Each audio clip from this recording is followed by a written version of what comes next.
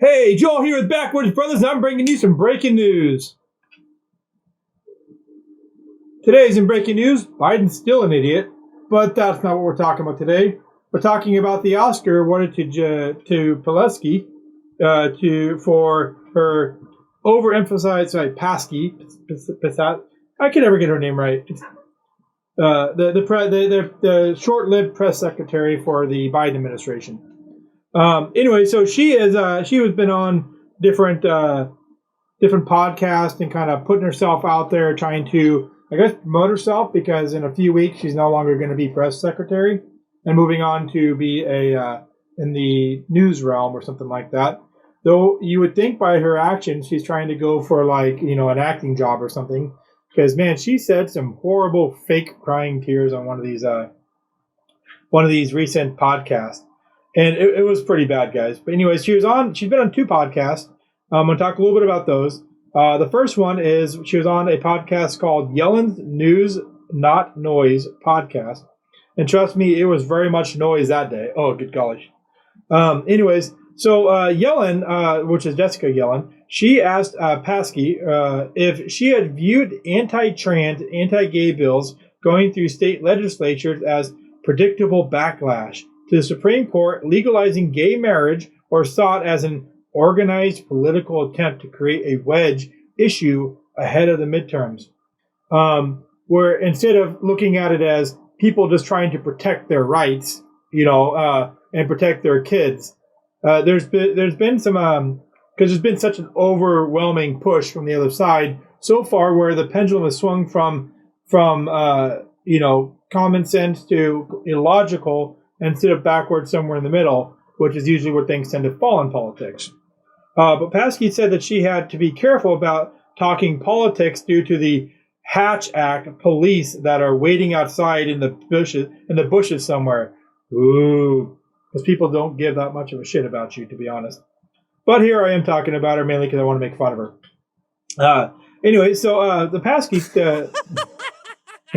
Psaki, she was basically talking about they're doing that in a way that is harsh and cruel to a community of kids. The press secretary was talking about. She says, I'm going to get emotional about this issue because it's horrible. And she said, starting to audibly sob. But it's hard.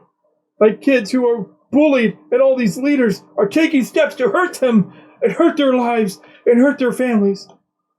This is a political wedge issue and an attempt to win a culture war. And they're doing that in a way that is harsh and cruel to a community of kids, especially. I'm going to get emotional about this issue because it's horrible. But it's like kids who are bullied, and like all these leaders are taking steps to hurt them and hurt their lives and hurt their families. And you look at some of these laws in these states, and it is going after parents who are in loving relationships who have kids. It's completely outrageous. Sorry.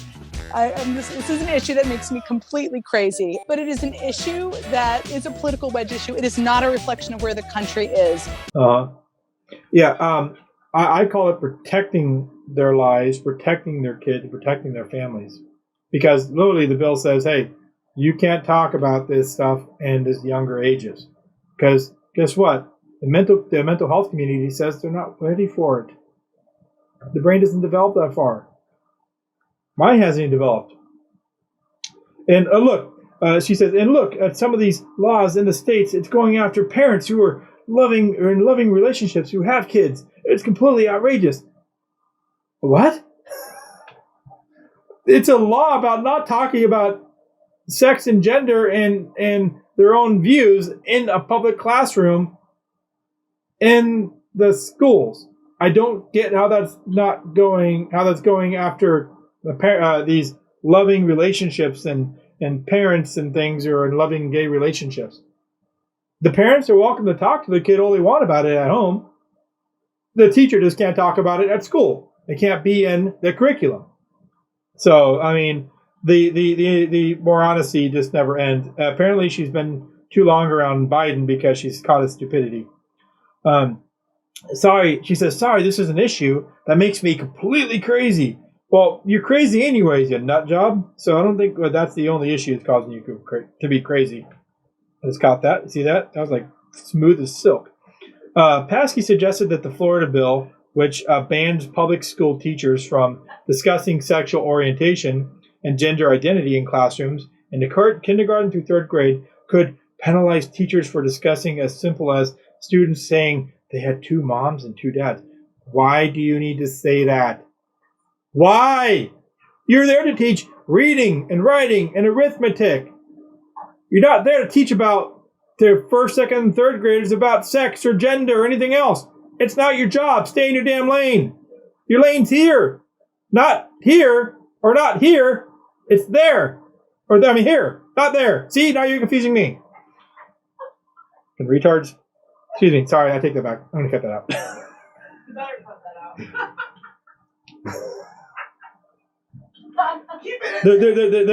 They're definitely mentally challenged there. Mentally challenged. And I'm not talking about in a handicap sort of way. They're mentally challenged in common sense. It was Psaki's second podcast appearance in the space of a week. Yeah, she is also in a previous one, and this just shows the genius of Psaki's. I don't even know what to call it.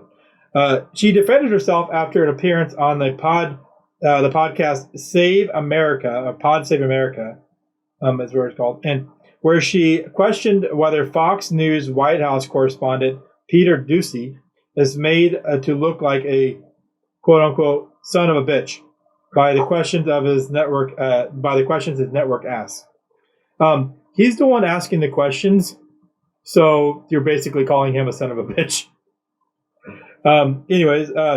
He works with a network that provides. This is her quote, quoted from Psaki. He works with a network that provides people with questions that nothing personal to any individual, including Peter Doocy, but might make some sound like a stupid son of a bitch. I'm sorry, I don't know how you don't take that personally. If someone called me or said the questions I asked make me sound like a stupid son of a bitch, well, I'm sorry, I would be extremely offended about that. And then my network would probably be really offended about that. Your job is to simply answer the questions, not have an opinion. You're there to answer the questions of the president. How about you stay in your lane? If you want to go and have an opinion, sure. Go on a place like that and have an opinion. But then be willing to live up to whatever fire comes out of it. President Joe Biden earlier this week was caught on a hot mic calling Doocy a stupid son of a bitch after the reporter asked Biden if inflation was a political liability for him. See, I wonder where she gets it. It's funny how they all have one brain, and now we understand where it fully comes from. All the thought process on the left come from Joe Biden. No wonder why they're so fucked up. He's our master planner, guys. There's no hope for that party. Hey, so I want to take a quick minute and just listen real quick to the president calling him a son of a bitch. Will you take questions on inflation then? Let's move. Thank you. Thank you Do you all. think inflation is a political liability? That's a great asset. More inflation. What a stupid son of a bitch.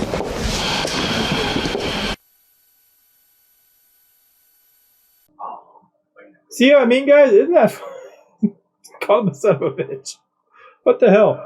Anyway, so but yeah, and the clip you heard earlier of her crying was absolutely. I mean, it's just, you can tell I'm talking about how bad that acting is. So as the duo dummies or the duet dummies, or I mean, you'd think it'd be Kamala and Biden that were kind of paired up, but apparently, you know what? Maybe he's adopted Psaki or something, and that's how I don't know.